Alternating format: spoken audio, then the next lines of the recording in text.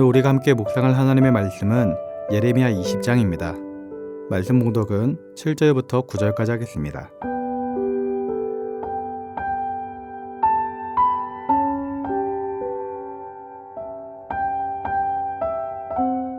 여호와여, 주께서 나를 권유하심으로 내가 그 권유를 받았사오며 주께서 나보다 강하사 이기셨으므로 내가 조롱거리가 되니 사람마다 종일토록 나를 조롱하나이다. 내가 말할 때마다 외치며 파멸과 멸망을 선포하므로 여호와의 말씀으로 말미암아 내가 종일토록 치욕과 모욕거리가 됨이니이다. 내가 다시는 여호와를 선포하지 아니하며 그의 이름으로 말하지 아니하리라 하면 나의 마음이 불붙는 것 같아서 골수에 사무치니 답답하여 견딜 수 없나이다. 아멘.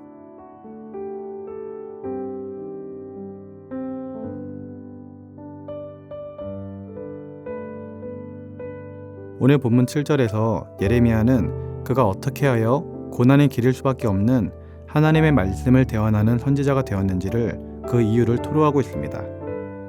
그것은 여호와께서 나를 권유하심으로 내가 그 권유를 받았기 때문이라고 말하였습니다.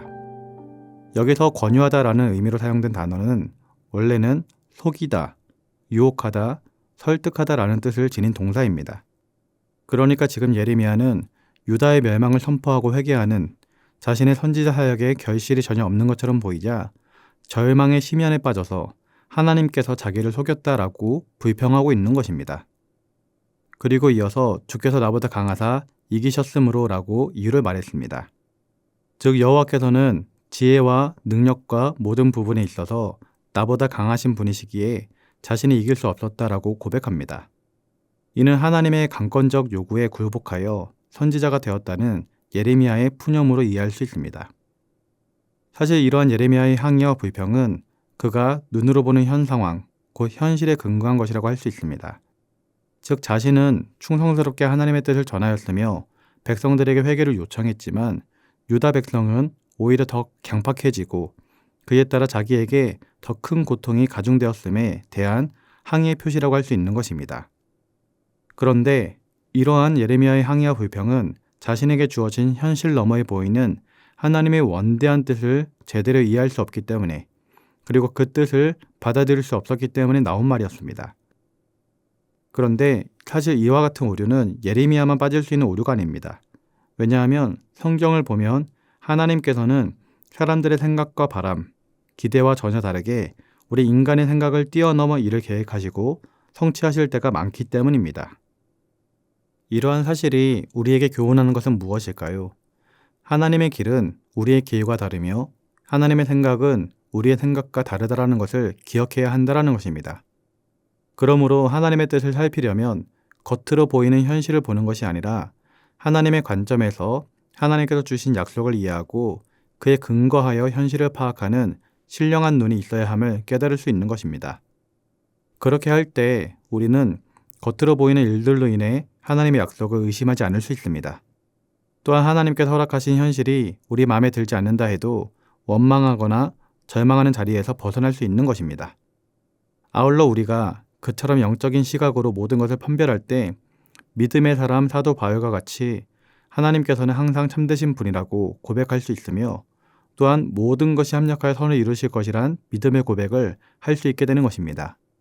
그리고 참으로 흔들림 없이 믿음을 지키며 선하고 의로운 길을 걸어갈 수 있게 될 것입니다. 상황과 환경을 바라보기보다 그것을 뛰어넘어 더 큰 계획을 가지고 계신 신실하신 하나님을 바라보는 우리 모두가 될 수 있기를 주님의 이름으로 기도드립니다. 오늘 본문 9절 말씀을 보도록 하겠습니다. 내가 다시는 여호와를 선포하지 아니하며 그의 이름으로 말하지 아니하리라 하면 나의 마음이 불붙는 것 같아서 골수에 사무치니 답답하여 견딜 수 없나이다.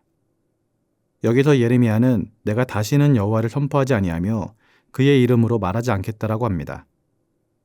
이것은 그가 아무리 여호와 하나님의 말씀을 대언하여도 유다 백성들은 아무런 반응이 없고 오히려 더 패악한 모습을 보였으며 심지어 자기를 핍박해 오는 데 대한 낙심과 고통을 토로한 것입니다.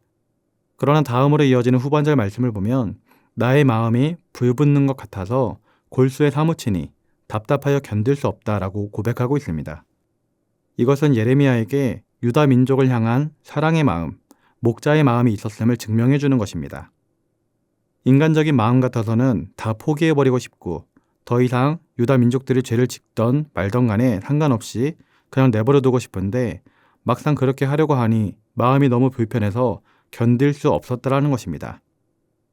어떻게 해서든 유다 민족들이 돌아왔으면 좋겠고 어떻게 해서든지 한 사람이라도 더 하나님께 회개하며 돌이키면 좋겠다라는 마음이 예레미야의 마음 깊숙한 곳에 자리 잡고 있었던 것입니다.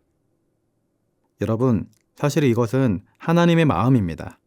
하나님께서 예레미야에게 이와 같은 목자의 마음, 아버지의 마음을 주셨기 때문에 예레미야도 유다 민족을 바라보면서 그렇게 가슴을 아파했던 것입니다. 오늘 본문에 소개된 예레미야의 마음은 현대 그리스도인들이 가져야 할 아버지의 마음이자 바로 목자의 마음인 줄 믿습니다. 왜냐하면 지금 우리나라를 비롯하여 전 세계에도 심판받을 수밖에 없는 사람들이 너무나도 많기 때문입니다. 가장 가까이는 나의 가족 중에도 여전히 예수님 믿지 않고 교회 나오지 않는 가족이 있는 것입니다. 그들을 향해 우리는 긍휼의 마음을 가져야 합니다. 그들이 예수를 믿지 않는 것을 생각할 때에 예레미야처럼 가슴에 불이 붙는 것 같은 속상함과 애통함이 우리 가운데 있어야 하는 것입니다. 그런데 문제는 이와 같은 애통함이, 간절함이, 긍휼의 마음이 우리 신앙인들에게서 사라지고 있는 것입니다. 바라기는 우리 사랑하는 성도님들은 오늘 본문의 예레미야가 가졌던 아버지의 마음을 가질 수 있기를 소원합니다. 아직까지도 예수를 믿지 않는 가족, 그리고 이웃들을 바라보면서 목자의 마음을 품고 그들을 위해서 하나님의 말씀도 전하고 복음도 전파하며 살아야 할 줄 믿습니다. 오늘 말씀과 같이 나의 시선으로 상황과 환경을 바라보는 것이 아니라 상황과 환경을 뛰어넘어 일하시는 하나님을 바라보며 살아갈 수 있기를, 그리고 아직도 한 사람을 찾으시며 애통해하고 계신 하나님 아버지의 마음을 본받아 같이 애통해하며 살아갈 수 있기를 주님의 이름으로 기도드립니다. 기도하겠습니다.